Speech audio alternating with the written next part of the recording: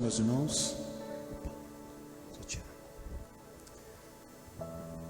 quero convidar você a pegar sua Bíblia. Tudo bem, Cleiton, Nancy? Tudo bem? Não foram só vocês que capricharam não, viu? Eu acho que nós também caprichamos. Você também caprichou, Henrique? Selma, testifica também? É isso aí. William, você também caprichou? Também, né? Todo mundo são caprichosos aqui, né? Povo caprichoso. Gênesis 25.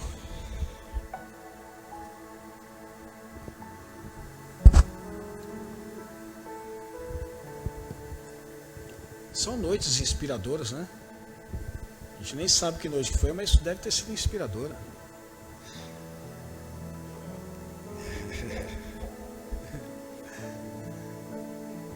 Gênesis 25, verso 34, diz assim: Então Jacó serviu a Esaú pão com ensopado de lentilhas.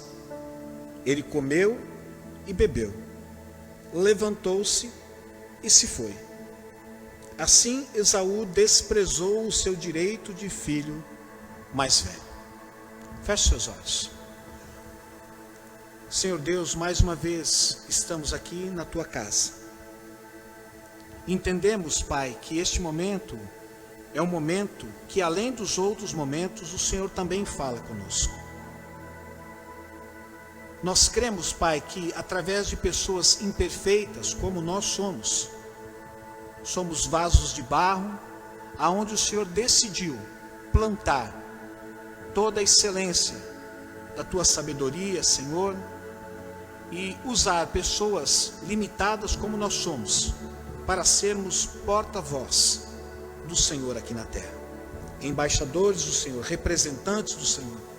Por isso, Pai, nós somos desafiados todas as vezes que pregamos a tua palavra, mas não depositamos a nossa confiança em nós mesmos, naquilo que sabemos ou que conhecemos, mas depositamos totalmente a nossa confiança em ti, Pai.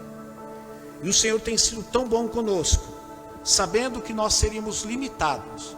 O Senhor plantou em nós antes o teu Espírito, para que o teu Espírito fosse aquele que soprasse as palavras aos nossos ouvidos, ao nosso coração, para que somente aquilo que procede do Senhor venha a ser ecoado nesse lugar.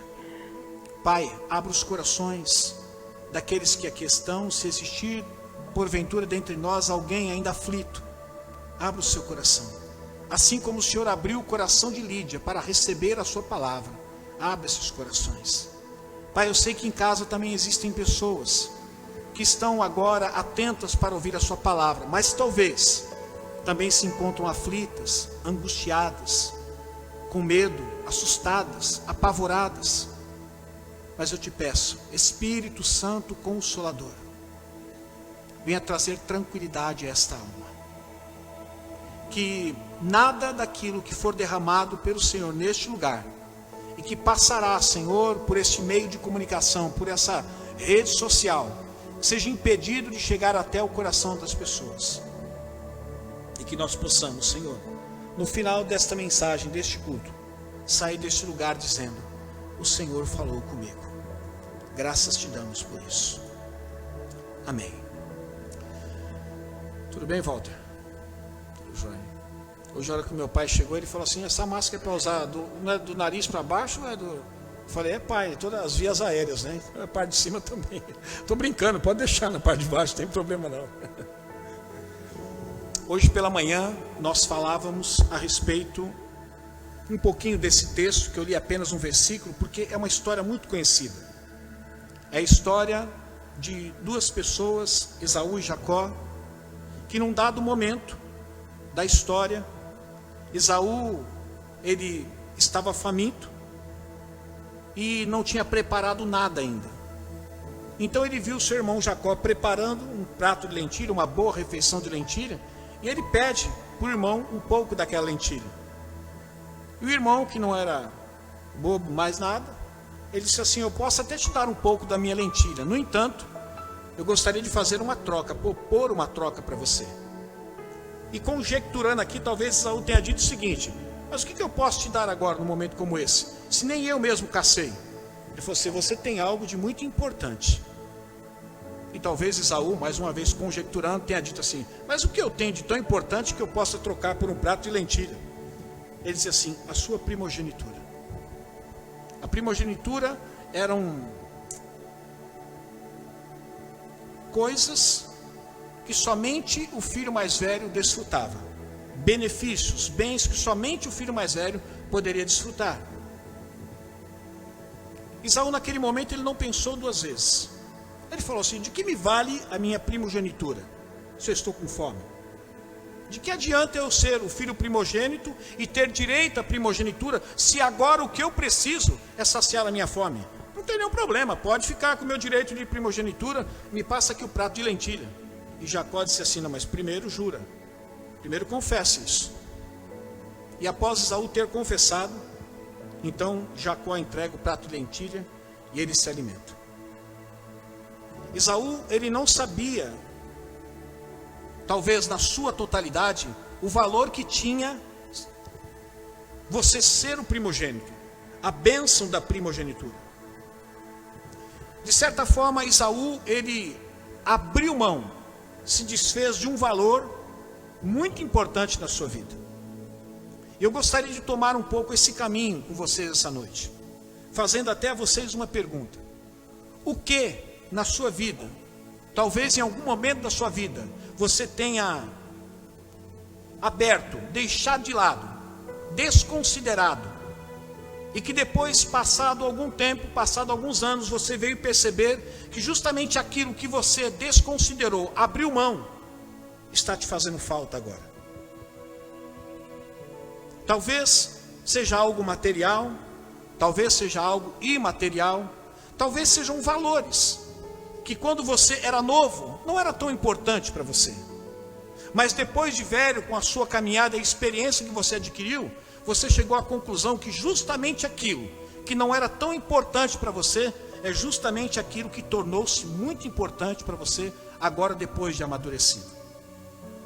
A verdade é que na nossa vida, na caminhada da nossa vida, dependendo da fase que nós vivemos, existem coisas que nós abrimos mão, porque consideramos, na época em que estamos vivendo, que não é de alto valor. E quando eu digo de coisas, podem ser elas materiais, bem como também podem ser elas imateriais. Eu não sei se eu sempre tive esse valor comigo, mas um dos valores que eu tenho e carrego comigo, e isso eu tento até implantar dentro de casa, é privacidade. Privacidade para mim é um valor de extrema importância. Talvez essa é a razão pela qual eu nunca consegui viver assim, morando junto com outras pessoas, além obviamente da minha família.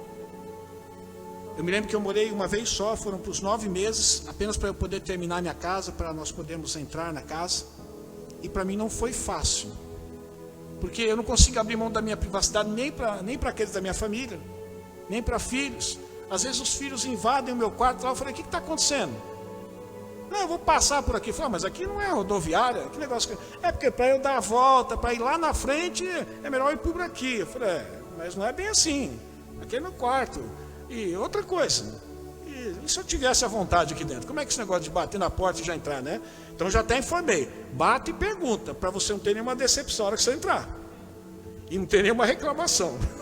E não se decepcionar com seu pai. Hoje pela manhã eu falei sobre duas coisas que nós não valorizamos tanto, mas que nos faz muita falta. E talvez se não fez falta para você, ainda vai fazer muita falta mais adiante. Uma delas que eu falei hoje pela manhã foi o tempo. O tempo mal distribuído. Nós sabemos que o tempo é algo que você precisa ser senhor dele. Você precisa administrá-lo. Você precisa fazer do tempo uma ferramenta útil nas suas mãos. Você não pode permitir que o tempo conduza você, mas você conduzir o tempo. Nós sabemos que dentre tantas coisas justas que Deus deu ao homem, uma delas foi o tempo. Ninguém pode reclamar que não tem o tempo que o vizinho tem. O vizinho não pode reclamar que não tem o tempo que você tem. Ele pode até reclamar que a forma com que ele tem administrado o tempo não tem feito com que ele consiga fazer aquilo que você faz por conta da forma que você administra o seu tempo. Mas a verdade é que se nós perguntarmos quantas horas você tem disponível por dia, são 24 horas. Agora, a forma com que você vai administrar, você vai distribuir o seu tempo, você vai utilizar o tempo na sua vida, talvez é que vai fazer toda a diferença. Nós aprendemos aqui hoje pela manhã que a nossa vida é como uma neblina, diz Tiago, que ela surge por um momento inesperadamente e de repente ela vai se dissipando com a presença do calor do sol, ou que o dia vai clareando, ela vai se dissipando e aparece. E Tiago diz assim: olha, a vida de vocês é semelhante a uma neblina, ela surge e de repente ela desaparece, ela desvanece. E se nós formos meditar sobre isso, é uma grande verdade, porque por mais que nós vivamos um tempo considerável, não há de se comparar o tempo que nós vamos viver na eternidade, porque esse tempo é um tempo que? Limitado, e a eternidade é um tempo ilimitado. Uns vivem 30, 20, 40, 50, 80, 90, 100. Esses dias mesmo fui pegar minha esposa na casa da mãe dela e por algum motivo nós comentamos e citamos o pai do meu sogro, que já faleceu. Ele está com 105 anos, 106 anos. Meu sogro já foi embora e ele continua firme lá, 106 anos. Mas a questão não é quanto tempo vamos viver, mas como vamos viver o tempo que vamos viver. Talvez existam pessoas que aproveitarão muito mais o tempo vivendo apenas 50 ou 60 anos do que pessoas que vivem 105 anos ou 106 anos. Amanhã pode fazer muita falta para nós o tempo que a gente distribui ou administra muito mal hoje. Por isso, use aquilo que Deus deu para você e deu para todos, o tempo. Eu não estou dizendo que você tem que montar uma agenda, mas você precisa pelo menos falar com o Senhor. Os seus planos que você fizer, é preciso submetê-los ao Senhor, para que tudo aquilo que você for fazer dentro do tempo que foi dado a você, você possa fazer, mas não venha perder tempo, porque esse tempo é um tempo que é irrecuperável.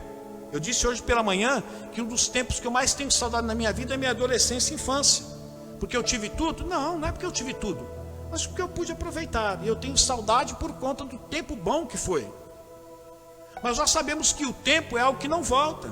Se você em algum momento da sua vida perceber que você jogou fora 10 anos da sua vida num relacionamento, ou talvez em algo que você, num sonho que você tinha, num projeto que você tinha e não deu nada, e você fracassou, ou você perceber que durante 3 meses você investiu tanto na vida de uma determinada pessoa e no final na realidade não teve nenhum retorno, nenhum reconhecimento. Se você foi dado a você 30 anos de vida ou 60 anos de vida, e talvez a sua oração para Deus seja essa: Senhor, o Senhor me deu um X tempo de vida, só que eu perdi 8 anos da minha vida com isso. Será que tem como acrescentar, ao invés de eu viver esse tempo que o Senhor falou, acrescentar mais 8 anos? Não, isso não vai acontecer.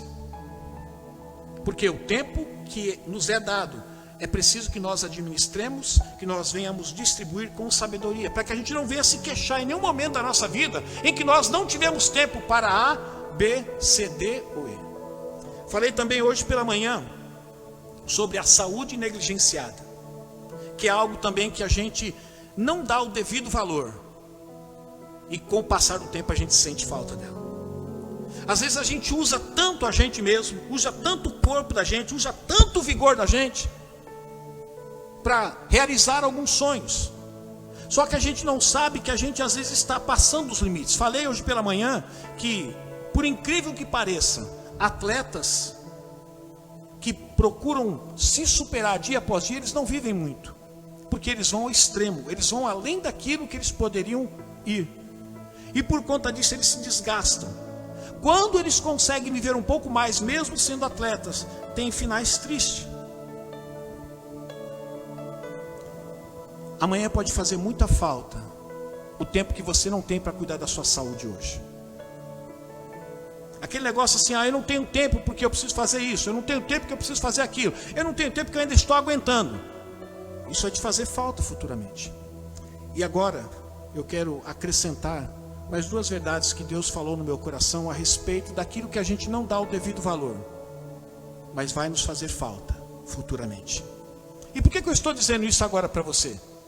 Que independente do tempo, ainda há tempo de você fazer mudanças na sua vida. Sejam elas consideráveis, talvez não consideráveis por causa da sua idade, mas ainda é possível fazer mudanças. O que não pode é você ficar protelando a mudança. Porque a protelação é uma forma também de você tomar uma decisão. É a decisão de não decidir. E quando você decide não decidir, você está decidindo. E às vezes quando você decidir, aí sim pode ser tarde demais.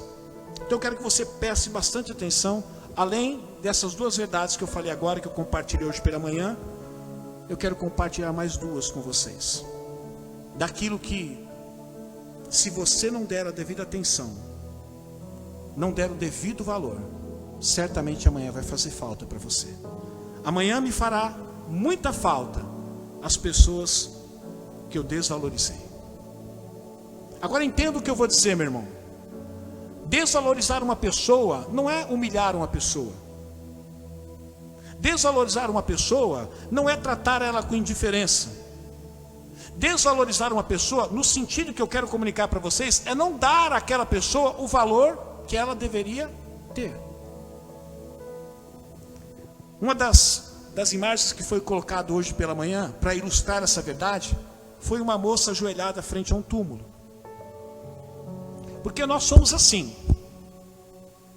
É difícil, às vezes, nós nos reunirmos. Mas quando morre alguém, então aparece a família toda no velório. Ou pelo menos grande parte da família. Eu vou contar um exemplo aqui, porque já disse isso aqui. Um tempo atrás, das primeiras da parte do meu pai, das primeiras, os irmãos do meu pai, a primeira a morrer foi minha tia Cida. Né, pai? Foi minha tia Cida. Existe um irmão do meu pai que morreu recentemente agora. Mas quando a minha tia Cida morreu, ele ficou sabendo, e há muitos anos ele estava morando longe daqui e não vinha para cá, porque morava longe. E quando ele chegou para ver, ele não sabia ao certo qual das irmãs tinha morrido. Ele olhou no caixão e olhou e perguntou assim: mas quem é essa?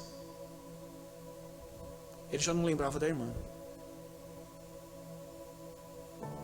Sabe, meus irmãos, a vida é muito curta para a gente não dar o devido valor às pessoas que cercam a nossa vida. A gente fica sempre protelando valorizar as pessoas que cercam a nossa vida, porque elas andam tão próximas a nós, que nós achamos e consideramos desnecessário valorizar essas pessoas. Só que quando essas pessoas partem, nós encontramos aquilo que é muito comum. Inclusive hoje eu vi no Facebook, um rapaz que eu conhecia muitos anos atrás, ele postou assim: pai, quanta saudade de você. E eu disse pela manhã que o problema não é você ter saudade de alguém que foi. O problema é o remorso que pode ter gerado dentro de você, por você não ter gastado, ter investido tempo, não ter valorizado aquela pessoa como ela deveria ter sido valorizada por você. E por conta disso, ela está te fazendo muito falta. Mas o tempo que você esteve com ela, talvez o problema era justamente esse: você não tinha tempo para estar com ela. E agora, quando ela parte, você gostaria que o tempo voltasse para poder estar com ela.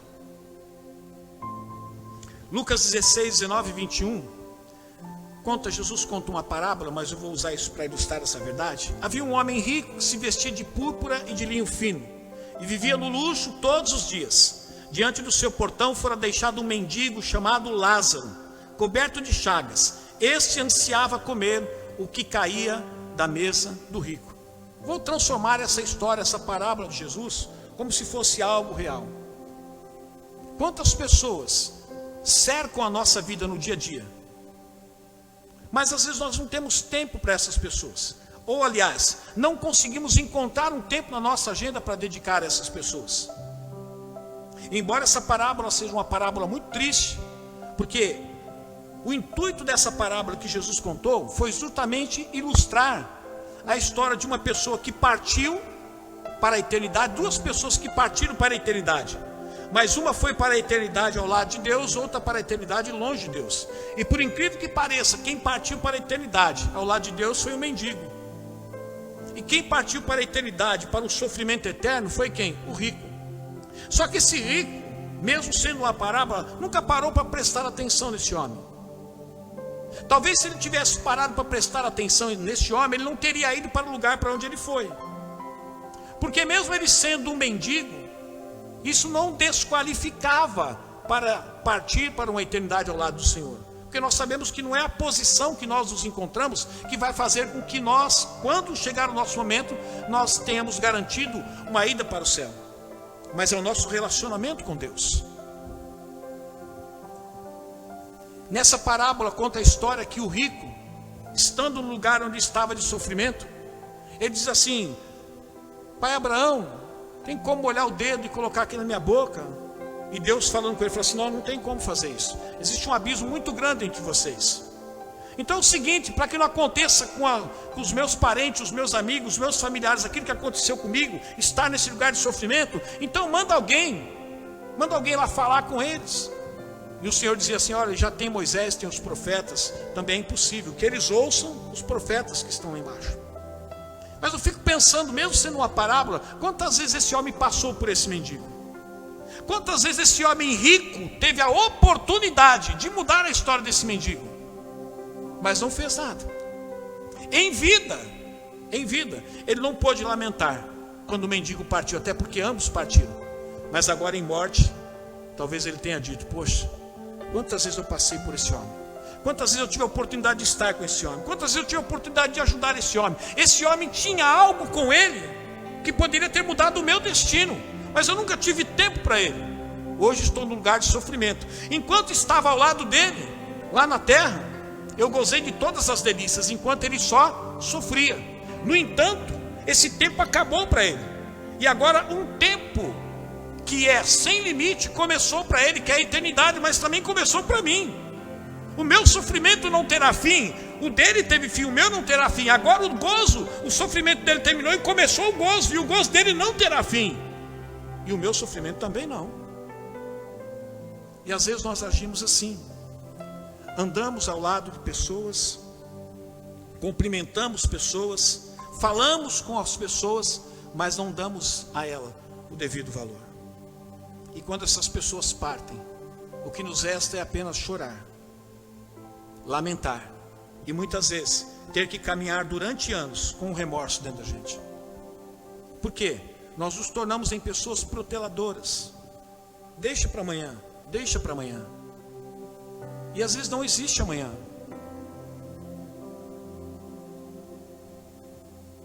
Fico pensando nos casais que brigam, como eu e minha esposa, porque nós brigamos. Vocês pensaram que a gente não brigava? Briga, filho.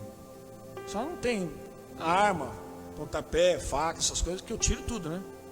Quando começa a briga, eu já tranco o faqueiro, guardo o revólver, tudo, pau, prendo tudo. Mas é interessante que uma vez, numa das discussões que nós tivemos, eu fiquei pensando assim: e se amanhã ela não acordar viva? Ou eu não acordar vivo? Qual vai ser a última lembrança que ela vai ter? Qual vai ser a última lembrança que eu vou ter? A última lembrança vai ser que nós brigamos. E brigamos por causa do quê? Por causa do cachorro que fez xixi. Dormimos separados. Tudo por causa do melão que fez o xixi, não devia ter feito. Por causa do Pedro que largou a capa da Acas em cima do lugar que não deveria. Porque a Michelle trouxe a pasta de lente lá de cima, largou lá embaixo.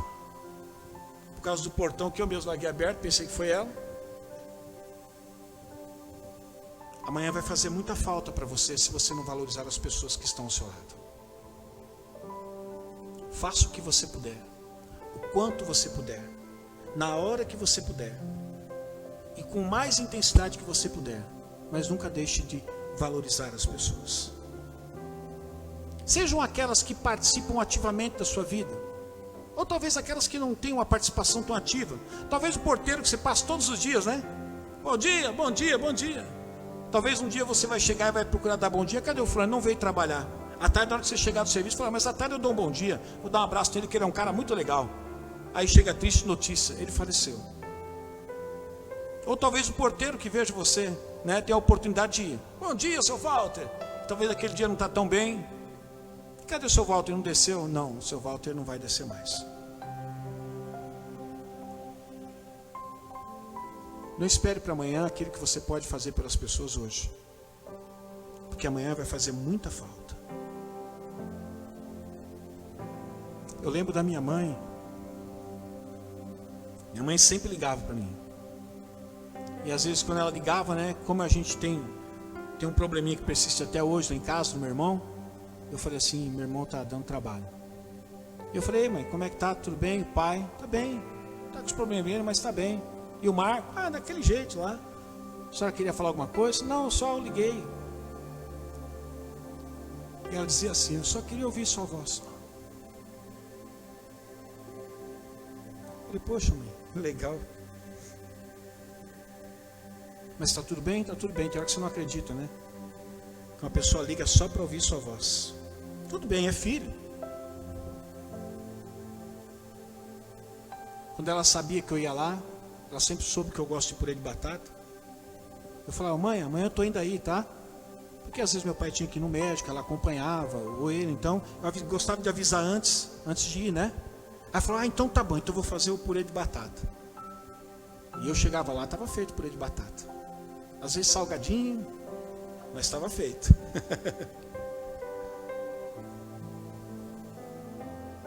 Quais são as pessoas que cercam a sua vida? Aproveite de nós, enquanto nós estamos aqui, viu, Mi? Viu, Pedro? Cadê o Pedro? Pedro, Maressa, Kelly está em casa. Aproveite da gente, Kelly, que um dia nós vamos partir. É isso, a mãe. E tudo aquilo talvez que você gostaria de dizer, vocês gostariam de dizer, talvez vocês possam deixar escrito numa lápide, que não vai fazer muita diferença, porque nós não estaremos mais lá. Lucas 15, versos 16 e 17 diz assim: ele desejava encher o estômago com as vagens de alfarrobeira que os porcos comiam, mas ninguém lhe dava nada. Caindo em si, ele disse: quantos empregados de meu pai tem comida de sobra, eu aqui morrendo de fome. É interessante que esse homem, esse rapaz, nasceu, cresceu ao lado do pai, tinha tudo ao lado do pai, mas por talvez desejo egoísta, um dia ele decidiu falar com o pai, falou assim: pai, eu quero que o senhor me dê a minha parte. Mas a parte a gente dá depois que morre, ou a não ser que, como um acordo, então vamos fazer a partilha agora. Mas o pai falou: mas para que isso aqui, filho? Você tem tudo aqui. Não, eu quero viver minha vida, me dá minha parte. E o pai não hesitou, triste, não hesitou. A Bíblia diz que ele foi e gastou tudo dissolutamente. E quando ele estava na pindaíba, quando ele estava mal, quando ele olhava e falava assim: puxa vida, estou com vontade de comer a comida que os porcos estão comendo, porque eu não tenho mais o que comer. A primeira pessoa que ele lembrou foi de quem? Do pai. Mas ele sempre teve o pai ao lado. Foi ele que decidiu deixar o pai.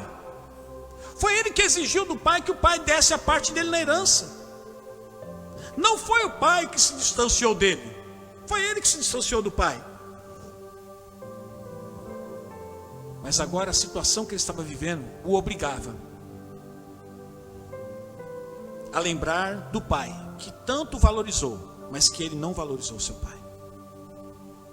E assim acontece na nossa vida. Às vezes a gente descobre o valor das pessoas que cercam a nossa vida quando essas pessoas partem.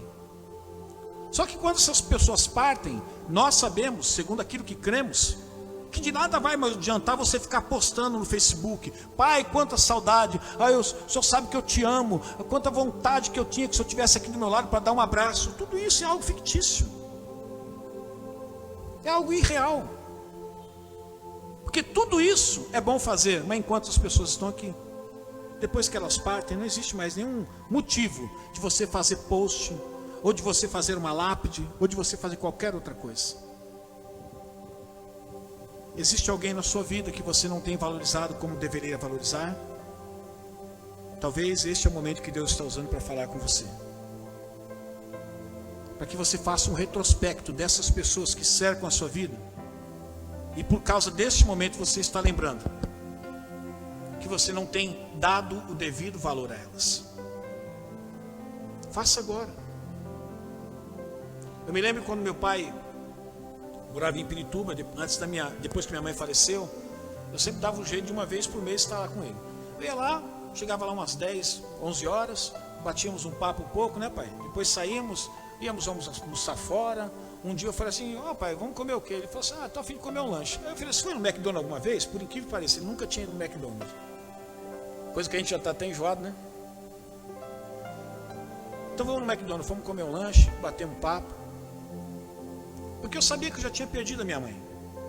O que eu podia fazer, eu deveria ter feito enquanto ela estava entre nós. E eu entendo que o que eu posso fazer para o meu pai, eu tenho que fazer enquanto ele está comigo. Porque depois da partida não adianta eu ficar reivindicando as minhas emoções, tentando expressar as minhas emoções para alguém que já partiu, para alguém que já se foi. A palavra de Deus diz em 1 Pedro 2,17: tratem a todos com o devido respeito, amem os irmãos, temam a Deus e honrem o rei. A gente sabe que um dos mandamentos que existe na Bíblia, eu não quero puxar a sardinha para minha brasa, né? Mas nós sabemos que um dos mandamentos que existe na Bíblia é para que os filhos honrem os pais. Inclusive, na honra que os filhos dão aos pais, existe até uma promessa que Deus pode prolongar. No livro de Deus existe um tempo em que você tem de vida. Mas devido à honra que você prestou aos seus pais, Deus pode prolongar o seu tempo de vida.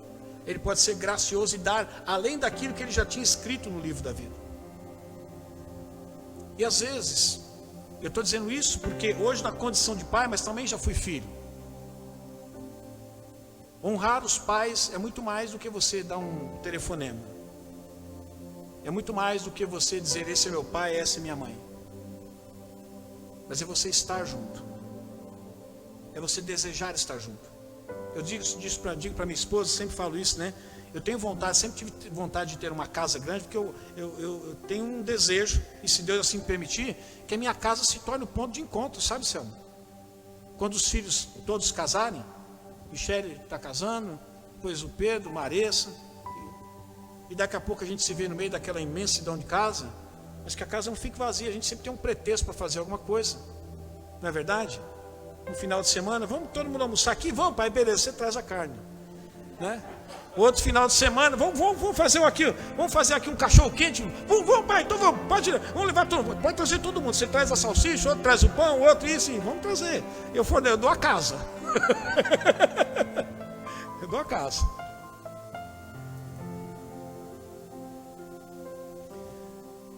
Deixe-me falar só mais uma verdade para você, a respeito de coisas que a gente não dá o devido valor. E depois a gente sente muita falta no futuro. A última delas que eu quero compartilhar com vocês é que amanhã me fará falta, muita falta, a espiritualidade adiada.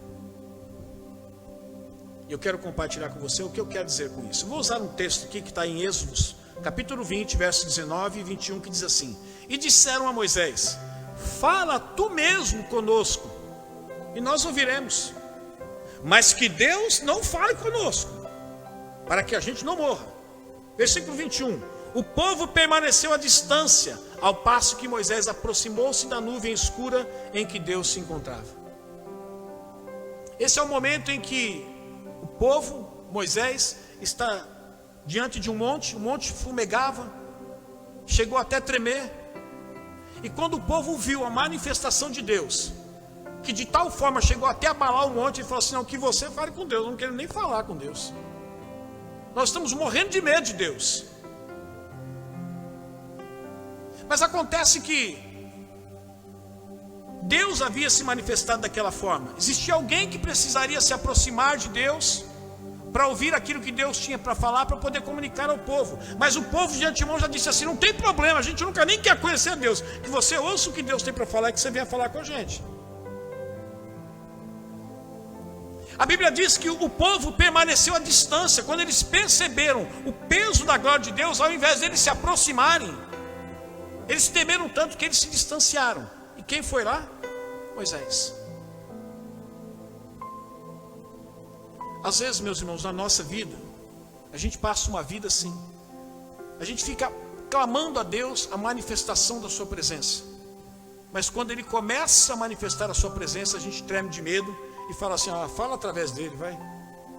Fala através do pastor, fala através do profeta, fala através do grupo de louvor, porque eu tenho medo da sua presença.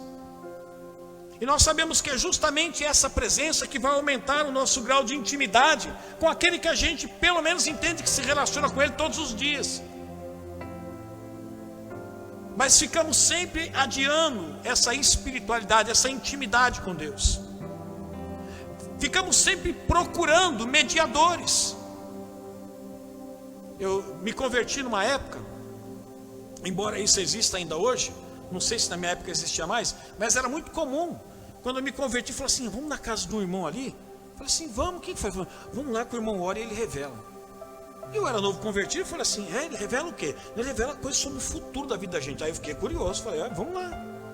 Mas ele revela coisa boa ou coisa ruim? Eu falei, aí já não sei, vai depender na hora. Eu falei, eu vou arriscar, eu vou. Eu me lembro que a gente não saía da casa de um irmão chamado irmão Gilberto. O homem trabalhava em Henrique a noite todinha assim, ó. Chegava em casa 1 hora da tarde. Era a noite, chegava 1 hora da tarde. Chegava cansado do trabalho, já tinha fila. Não é exagero, irmãos. Já tinha fila na casa dele. Ele já chegava e falava, para o senhor, irmãos. Ele já ficava irritado, um monte de gente. Aí ele já falava assim, irmãos, eu acabei de chegar, eu vou almoçar, eu preciso descansar um pouco. A gente espera. A gente espera. E ele na esperança de que a gente cansasse de esperar, ele almoçava tranquilo, fazia 1 hora, ficava lá. Quando ele olhava para a janela, via que o povo não via, ele falava assim, pode entrar, vai. E ali ele começava a orar. E a gente ficava orando para aquele homem, ficava admirado. Eu me lembro que uma das primeiras vezes quando ele falou comigo, e eu creio que Deus falou comigo através dele, eu tremi. Eu falei assim, eu não volto mais aqui não. Vai que esse homem revela alguma coisa que eu não quero que ele revele, eu vou ficar por aqui mesmo.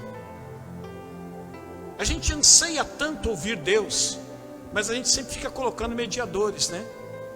Como se Deus só pode falar conosco aquilo que Ele quer falar se for através de alguém, e nunca pode ser direto com a gente. Só que a gente sempre vive ansiando por uma espiritualidade, por uma intimidade singular com Deus. Mas quando Deus ameaça chegar mais perto, a gente sai correndo e diz assim, use Ele, eu tenho medo. Quantas pessoas no dia de hoje estão adiando a sua espiritualidade? Estão adiando aproximar-se mais de Deus. Estão adiando viver uma vida de renúncia a si mesmo. Viver uma vida em que o Espírito Santo verdadeiramente se torne o guia da nossa vida. Eu falava hoje pela manhã que nós estamos sempre, a todo momento, fazendo escolhas e tomando decisões. Mas quanto dessas escolhas e dessas decisões são orientadas pelo Espírito de Deus que está em nós? Ou são decisões feitas, efetuadas, elaboradas pela nossa própria alma, por causa dos nossos próprios sonhos, dos nossos próprios anseios e desejos?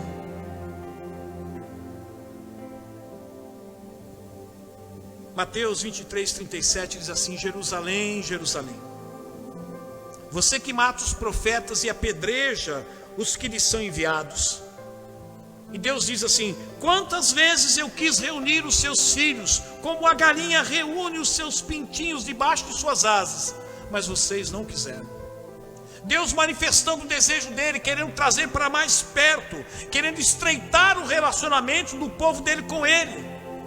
E ele usa até uma figura de linguagem, sabe como a galinha para proteger os seus filhos? Ou para falar com os seus pintinhos, ela arrebanha todos debaixo das suas asas. Quantas vezes eu quis fazer isso com vocês, trazer vocês para perto de mim, mas vocês negaram, recuaram. Porque nós desejamos ser homens e mulheres espirituais, mas para que a nossa espiritualidade, para que nos tornemos esses homens e essas mulheres espirituais, é preciso que a gente abra mão de algumas coisas, para que a prioridade maior na nossa vida seja um relacionamento com Deus, e de perto e não de longe. Que a gente não fique sempre enviando Moisés, para que Deus fale com Moisés, para que Moisés venha falar com a gente, mas que a gente se aventure a se aproximar do monte, mesmo que ele fumegue, e diga, Deus, que se tiver que morrer, que eu morra, como Rainha Esther disse, se eu tiver que morrer, que eu morra, mas eu vou fazer isso.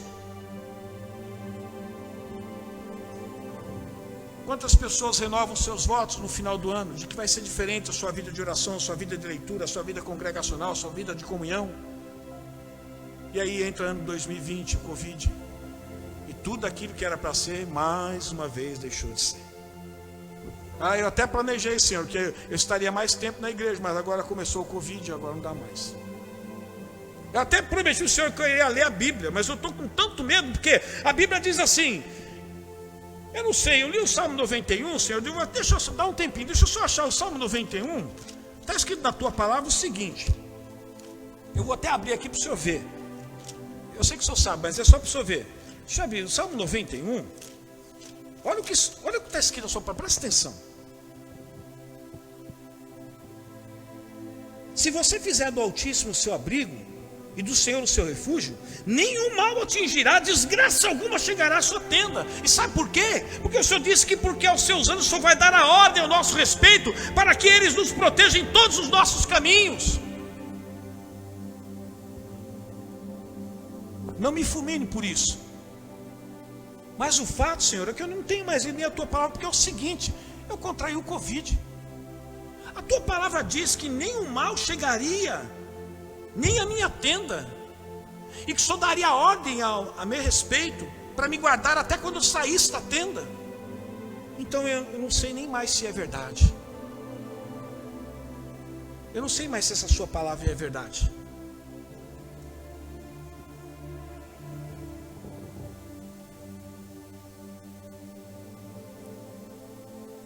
Aquilo que era tão verdadeiro para a gente, nós estávamos tão cheios de convicção de que a palavra de Deus era verdade.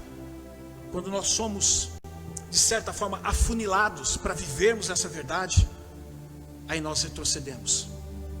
Hoje pela manhã, pegando o celular, eu abri em um determinado lugar, estava uma postagem feita a respeito de um pregador, de um pastor muito conhecido, não sei quantos conhecem, ele é escritor de vários livros. Ele mora na Califórnia, se não me engano, ele chama John MacArthur. É um senhor ele deve ter seus 70 anos, daí para mais. Ele pastoreia essa igreja há mais de 30 anos. É uma igreja que tem 10 mil membros.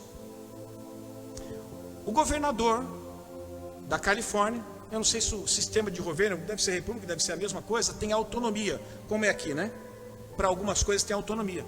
E o governador disse assim que ia permitir até que as pessoas se reunissem na igreja, mas ninguém podia cantar. Porque dentro da igreja, se cantasse, poderia salivar, e no salivar você poderia transmitir o Covid se alguém tinha o Covid. Quando John MacArthur soube dessa notícia e dessa informação que as pessoas poderiam até se reunir, um percentual permitido, mas não poderia abrir a boca, não poderia cantar, não podia fazer mais nada, ele escreveu uma carta, já revidou na hora. E ele disse para o governador: nós não vamos obedecer. Porque a Bíblia diz: dai a César o que é de César, mas César não está acima de Deus. A Bíblia diz que nós devemos nos sujeitar às autoridades governamentais, porque elas são servas de Deus. No entanto, elas são servas de Deus, e Deus não é servo delas. Aí ele disse o seguinte na sua carta: vocês invadiram a jurisdição agora. Então agora é o seguinte: nada daquilo que vocês fizeram, vocês estão dizendo para fazer, nós vamos fazer. E vai ser comprada uma briga muito grande. Ele disse para o governador: a minha igreja entrará dentro da igreja, e nós vamos entoar cântico, nós vamos cantar sim. E não vai ter ninguém que proíba. Aí ele usa o texto que diz assim: que as portas do inferno não prevalecerão contra a igreja de Deus. O problema, meus irmãos, é que às vezes o diabo ele vai se apresentando e vai pressionando, e a gente vai recuando. E nesse recuo ele vai proibindo algumas coisas. Fecha as igrejas. Tudo bem, não foi só as igrejas, outros lugares, mas fecha as igrejas. Agora é o seguinte: o culto é online, agora pode voltar, é só 30%, ou é 40%, mas tem que ter isso, que tem que ter aquilo. Daqui a pouco fecha as igrejas outra vez. Daqui a pouco a igreja está condicionada ao que é o mundo. Daqui a pouco a igreja, que é alguém que tem autoridade na terra, autoridade dessa dada pelo Senhor, que tem que estar se sujeitando ao inferno que está querendo trancar as portas. E a Bíblia diz que as portas do inferno não prevalecerão contra a igreja do Senhor. A igreja vai avançar. E se tem alguém que tem que fechar a porta, é o inferno e não a igreja.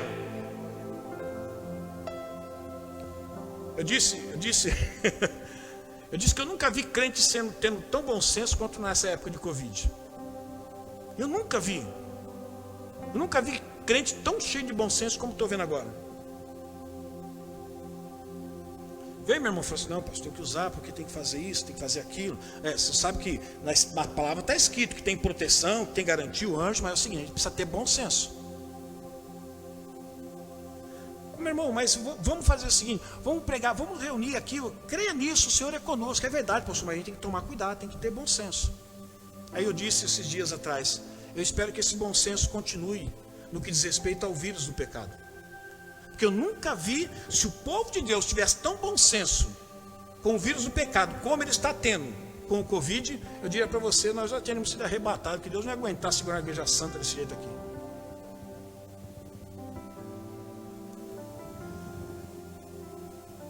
A gente vai adiando a espiritualidade, vai adiando esse negócio de ter uma vida com Deus mais profunda, até que chega um momento em que Deus nos chama, Senhor, mas agora que eu... Pois é, agora chegou o momento da sua partida, a espiritualidade que você tinha que ter já foi, agora acabou o tempo. Eu finalizo essa mensagem citando um texto conhecidíssimos por todos nós.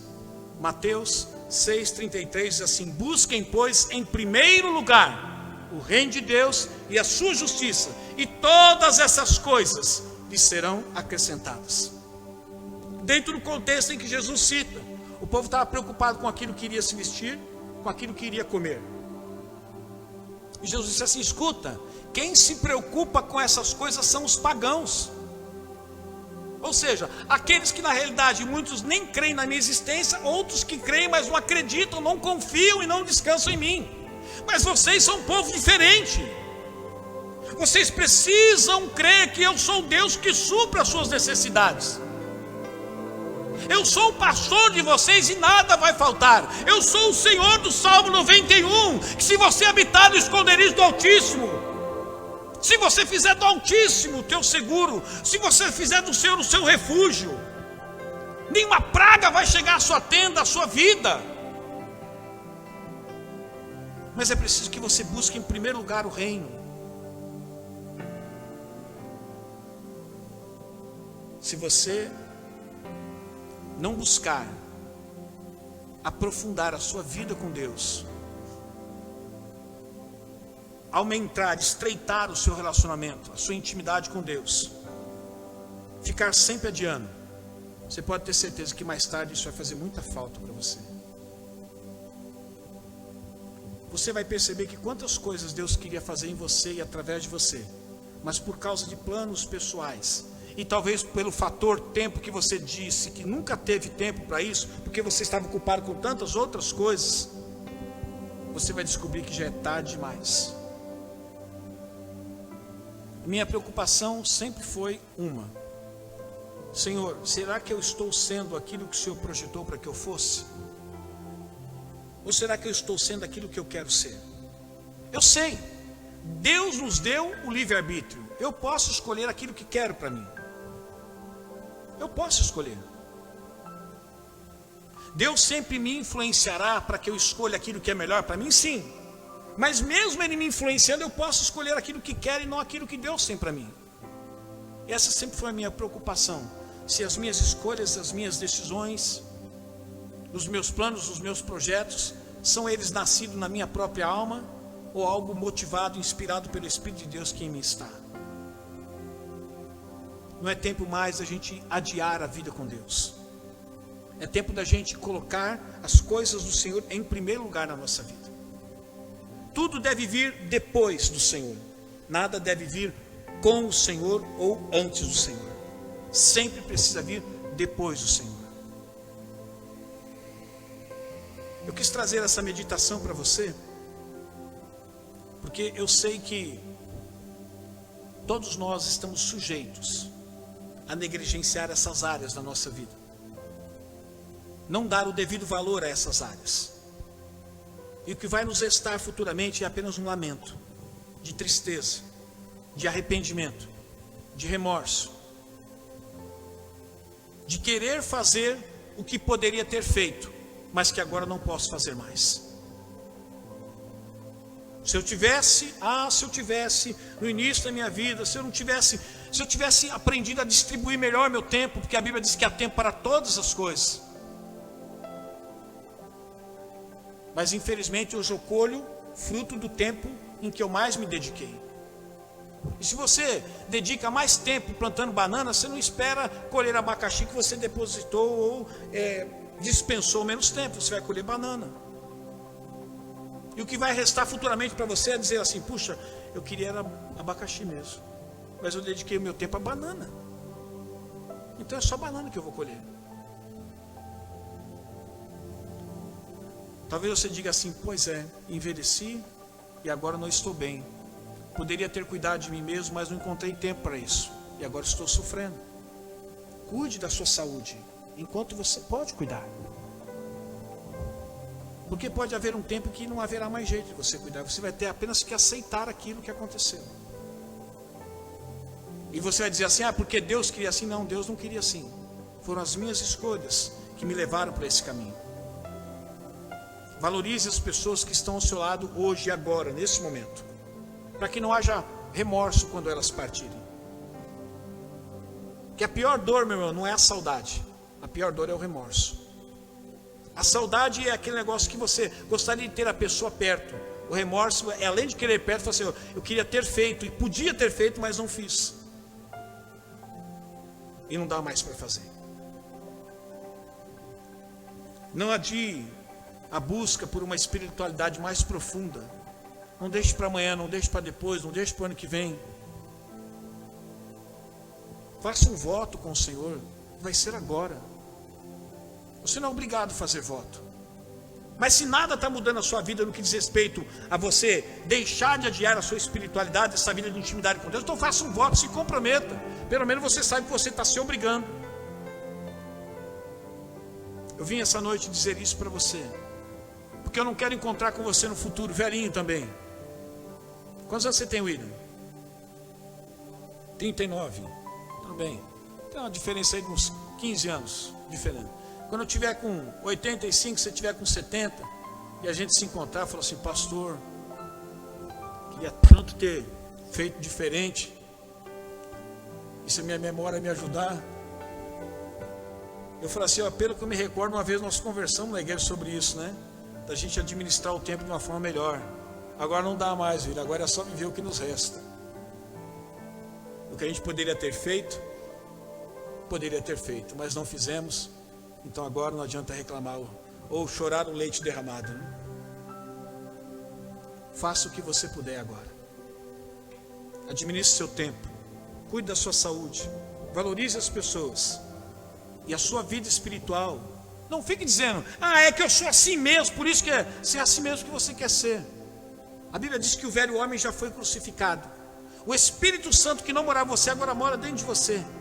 Apóstolo Pedro diz assim: tudo que diz respeito à vida de piedade, o Senhor já nos deu. Tudo que é preciso, nós já temos.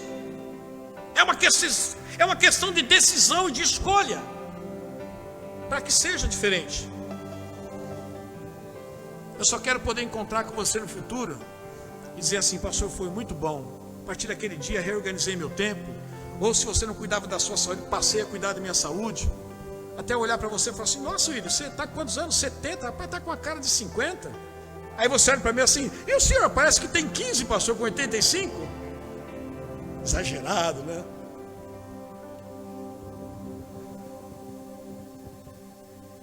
Ou a gente se encontre e diga assim: ô pastor William, que benção, rapaz. Você lembra que você chegou lá e eu batizei você? Como é que está a igreja lá aí?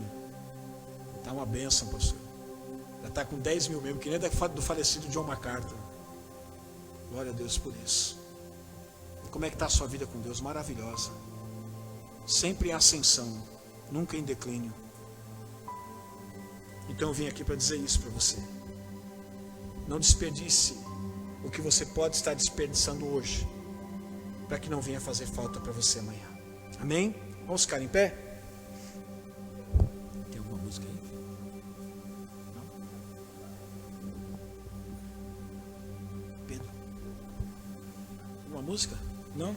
Vocês precisam compor algumas músicas, viu?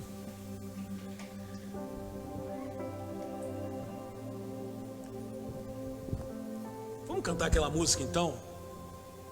Que a minha vida é do mestre. Qual que é o tom? Pedro Henrique, é esse tom que está aí? Não? Então dá o tom lá.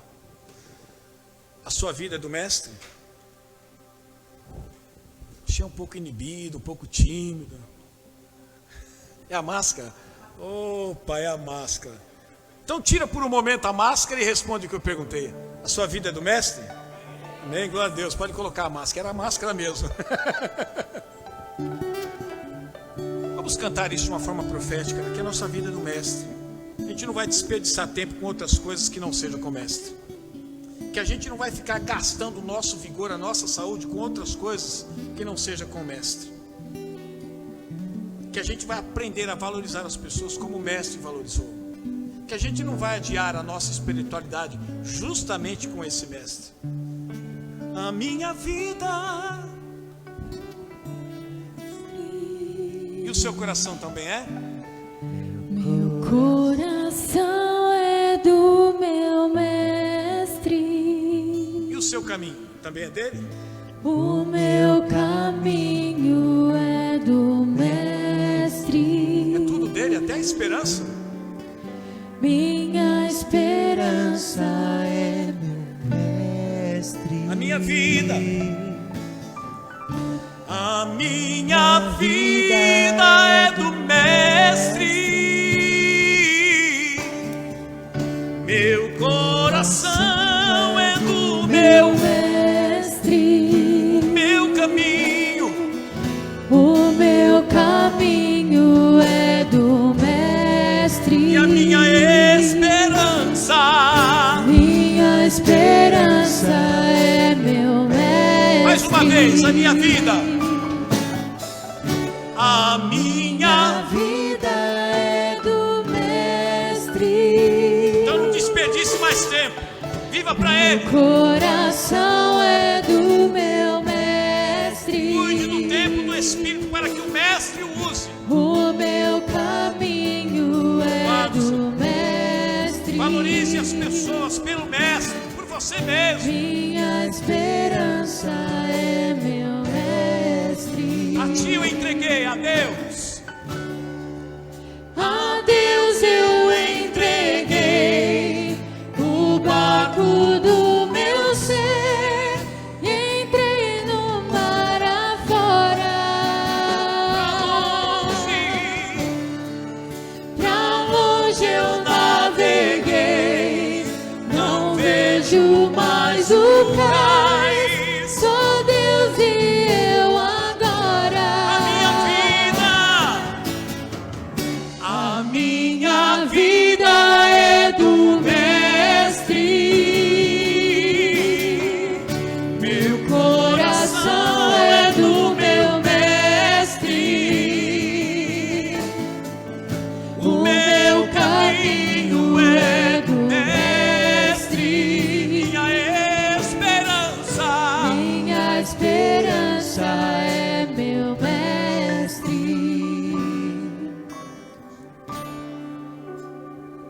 O apóstolo Paulo disse bem quando ele falou que a vida que agora ele vivia pela fé, porque ele não vivia mais, era Cristo que vivia nele. Sabe, meus irmãos, nós sabemos que a obra da expiação, ela nos deu garantia de algumas coisas, dentre elas, crucificar o velho homem.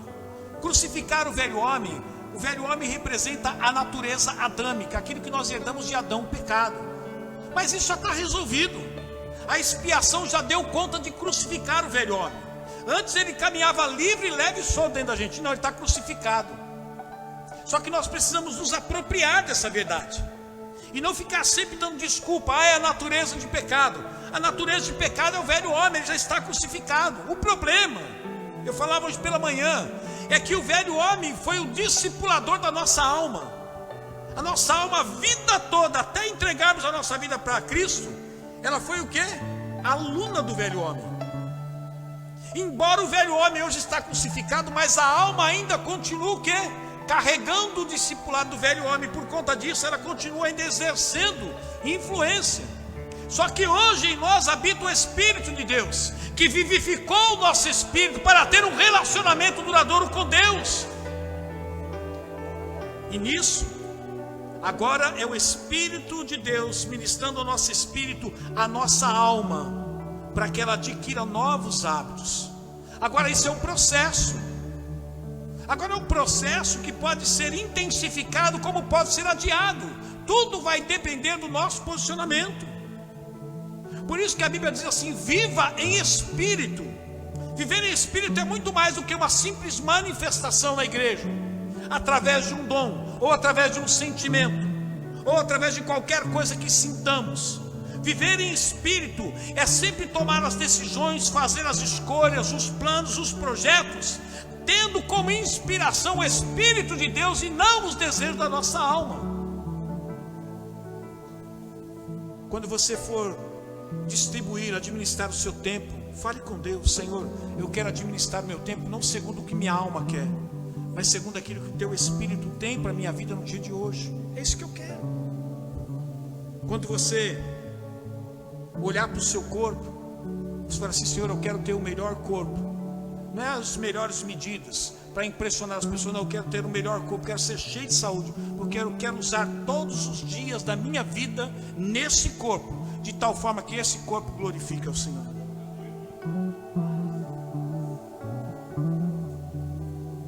Que você possa valorizar as pessoas, não por aquilo que elas oferecem a você, ou por causa de grau de afinidade, ou por causa de uma afeição, mas que você possa amar as pessoas, que você possa valorizar as pessoas, para que no dia da partida daquela pessoa, e quando ela partir, você possa dizer: fiz tudo o que podia, estive o tempo que pude estar, me relacionei o quanto pude, então agora só me aguarda ela me aguardar o dia que estarei com ela, porque partiu para o Senhor. E por último, não adie a sua espiritualidade. Não deixe para ter uma vida com Deus mais profunda, mais para frente, porque agora você está com junta de boi, porque agora você vai casar, ou porque agora você tem um filho. Não esqueça disso. O Senhor sempre tem que ocupar o primeiro lugar em nossas vidas. E eu tenho certeza de uma coisa: amanhã você não vai se queixar do tempo perdido. Amanhã você não vai se queixar de um corpo que não tem mais saúde. Amanhã você não vai se queixar de pessoas que partiram e você não pode nem sequer dizer para ela aquilo que você poderia ter dito. Você não vai se queixar de que você poderia ter sido uma ferramenta muito mais usada nas mãos de Deus. Mas você fala: Senhor, até aqui o Senhor me usou e eu te agradeço por isso. Amém?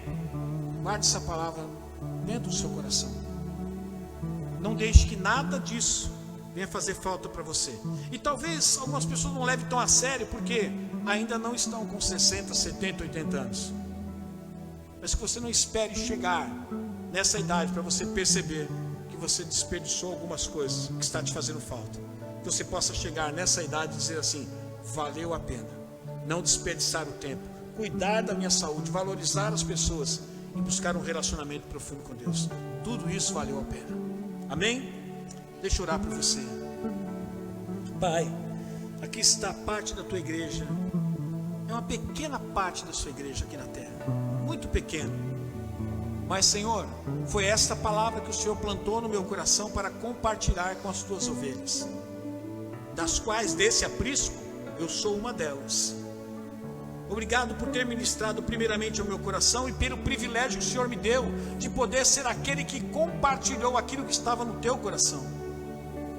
Senhor, obrigado, porque não queremos terminar os últimos dias da nossa vida nos queixando, ou do tempo mal administrado, ou da saúde que não foi cuidada, ou das pessoas que nós não valorizamos, ou até mesmo de um relacionamento que nós poderíamos ter tido ao longo da nossa vida com o Senhor, mas nunca, aliás, sempre adiamos. Mas que possamos chegar nos últimos dias da nossa vida satisfeitos, Senhor, porque o teu Espírito nos orientou em tudo. Pai, dê sabedoria ao teu povo, dê muita sabedoria ao seu povo, Pai, para cada decisão, para cada escolha, para cada projeto, para cada plano, que eles possam perceber que aquilo que está vindo não vem de si próprio, embora a alma possa se alegrar, mas provém do seu Espírito, Senhor, e que certamente o Senhor estará conosco todos os dias da nossa vida. Que o amor de Deus, que a graça do nosso Senhor e Salvador Jesus Cristo, a doce consolação do Espírito Santo de Deus esteja conosco e permaneça conosco desde agora e para todo sempre. Que o Senhor te abençoe e te guarde. Que o Senhor faça resplandecer o seu rosto sobre ti e te conceda graça. que o Senhor volte para ti o seu rosto e te dê a paz. Deus abençoe, meus irmãos, tenham uma ótima semana. Eu aguardo vocês na live de terça-feira, dando continuidade aos 10 mandamentos que nós estamos falando ali. Nós vamos falar sobre a guarda do sábado, hein? Ih, vai ser polêmico, hein? Mas eu espero você lá. Deus abençoe vocês.